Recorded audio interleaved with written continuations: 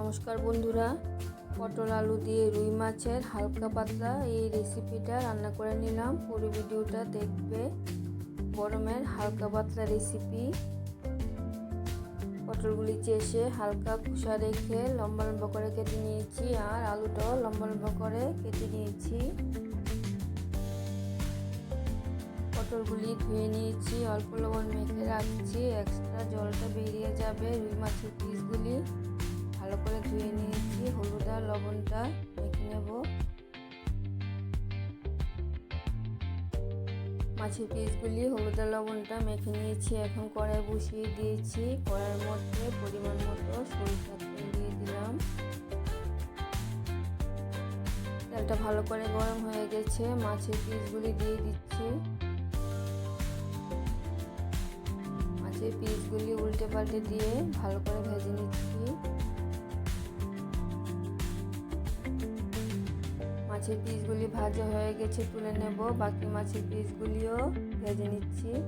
আদা কাঁচা লঙ্কা নিয়ে নিলাম, আদা কাঁচা লঙ্কাটা পেস্ট করে নেব।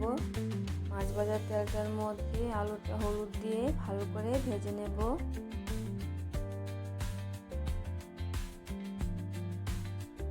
আদা কাঁচা লঙ্কাটা পেস্ট করে নিয়েছি, নিয়ে নিলাম জিরে গুঁড়ো আর হলুদ। আদা কাঁচা লঙ্কাটার মধ্যে জলটা বেশি পড়ে গেছিল, এই জলটা দিয়ে মশলাটা গুলে নিলাম।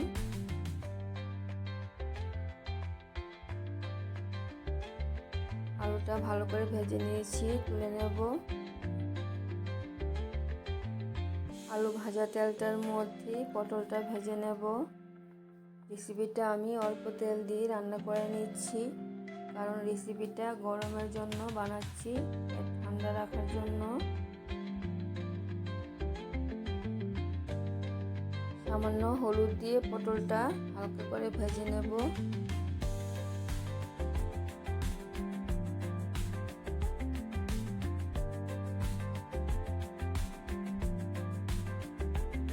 পটলটা ভাজা হয়ে গেছে, তুলে নেব।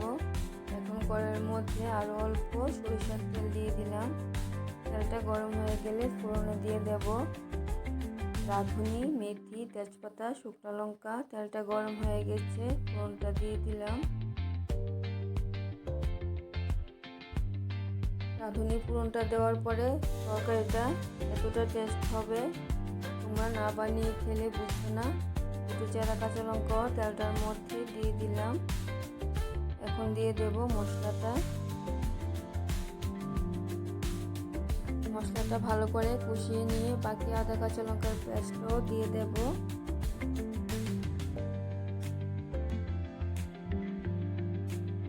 এখন আদা কাঁচা লঙ্কার পেস্টটা মশলার সাথে ভালো করে মিশিয়ে কষিয়ে নেব। আমি আজকে এই রেসিপিটার মধ্যে কাশ্মীরি লাল লঙ্কার গুঁড়ো ব্যবহার করব না, তোমরা চাইলে দিয়ে দেবে। মশলাটা ভালো করে কষিয়ে নিয়েছি, ভেজে রাখা আলুটাও দিয়ে দিলাম। মশলার সাথে একটু কষিয়ে নেব। মশলাটা যাতে পুড়ে না যায় তার জন্য সামান্য জল দিয়ে দিলাম। এখন দিয়ে দেব ভেজে রাখা পটল। আলুর মধ্যে কিছুটা লবণও দিয়ে দিলাম। লবণটা দিয়ে আলুটা একটু কষিয়ে নিয়ে ভেজে রাখা পটলটা দিয়ে দিলাম।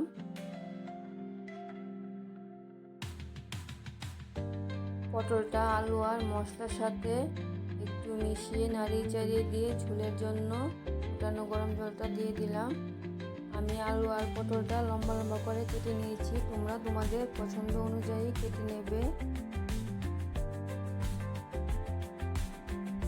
এখন আলু পটলটা ঝোলের সাথে সিদ্ধ করে নেব। ঝোলের মধ্যে আরো অল্প লবণ দিয়ে দিলাম। আলুটা প্রায় অনেকটাই সিদ্ধ হয়ে গেছে, এখন মাছের পিসগুলি দিয়ে দেব।